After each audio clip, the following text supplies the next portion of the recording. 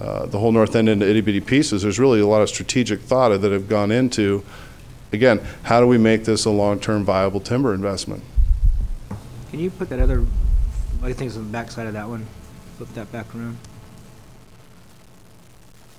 What were some of the other Hawthorne holdings that are no longer in Hawthorne's ownership? We have done the bulk of the disposition work that you're probably referring to that we've done over the last 3 years have largely been conservation-related dispositions.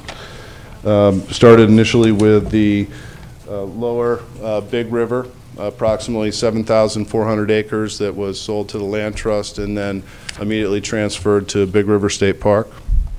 Following that, and I might just say, we love that ground, but you get sued 13 times, and you figure, you know, there's limits to what we can spend here. So none of us were happy to see that go, but that was the reality. Then we were approached by a conservation fund who was interested in the lands in Big River and Salmon Creek.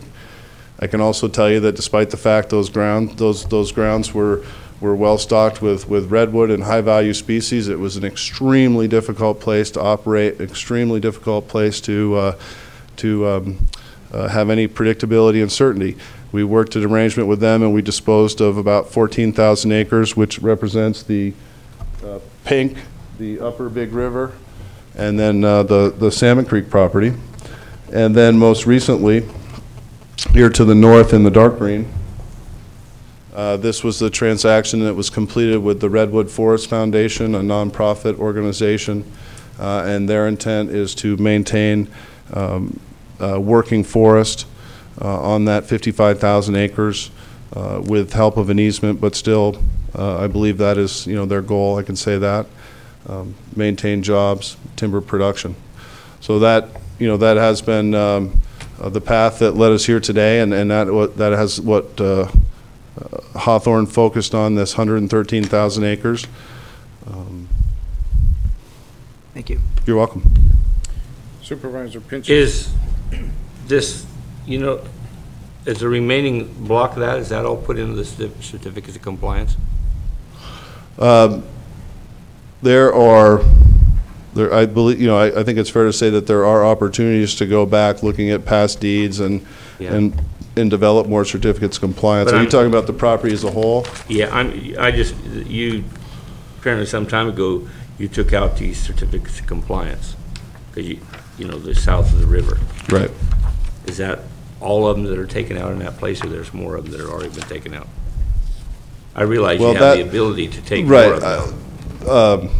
We chose that path based on our discussions with the county in order to get to the point where we could isolate and sell what was north of the river. For the most part, we had to, and forgive me because this is not my expertise on the land use side, but we had to do some additional application work with the county to position ourselves to end up with those 5 saleable parcels. One of the problems, you know, of the 5 parcels north of the river is when it was in one large chunk, there was the road for logging access road that went off basically of the west side and then went from a west to east direction that crossed all the far parcels. But if you sold those 5 parcels, their access is directly off the Branscombe Road.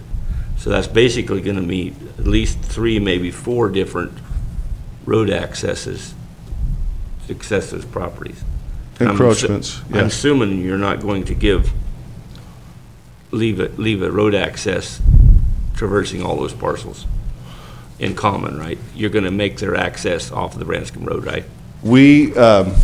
I can honestly tell you, we haven't locked in on any strategy. We're still here trying to get a project approved. But I mean, if you sold it, you'd probably leave that for the owner, for them to get a county road encroachment permit and build, you know, that's just a lot of new road construction right adjacent to the South Fork of the Eel River. What we tried to ensure is that the individual parcels could have access to the main Branscombe Road. There may be other alternative access points, working through neighbors or, collaborating. There are other opportunities there, but again, we did make sure that each parcel had that direct access.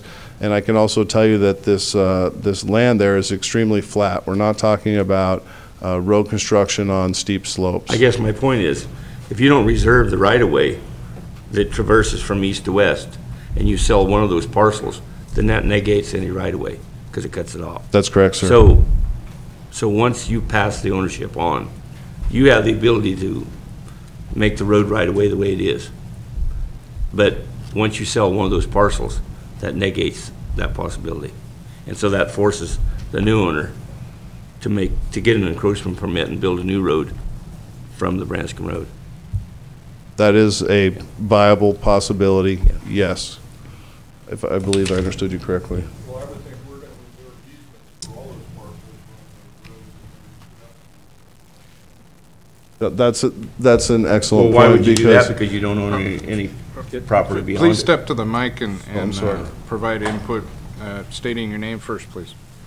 I'm Doug Mallory. I'm licensed land surveyor. Kind of coordinated this project, and there is actually a pretty main access road.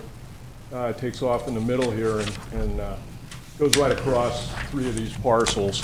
And our intent is to reserve access for all the parcels. It indicates that on PC 15.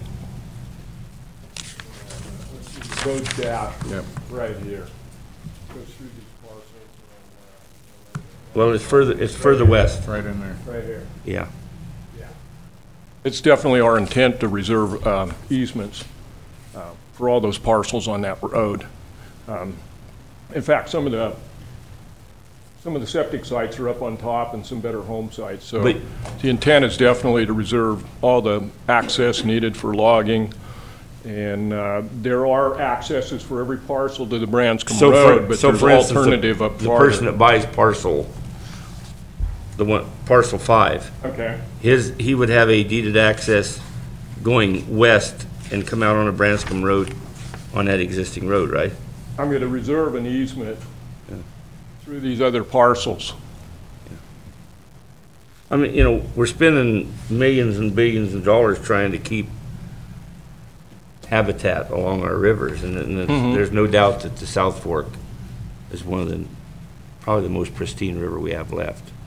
And to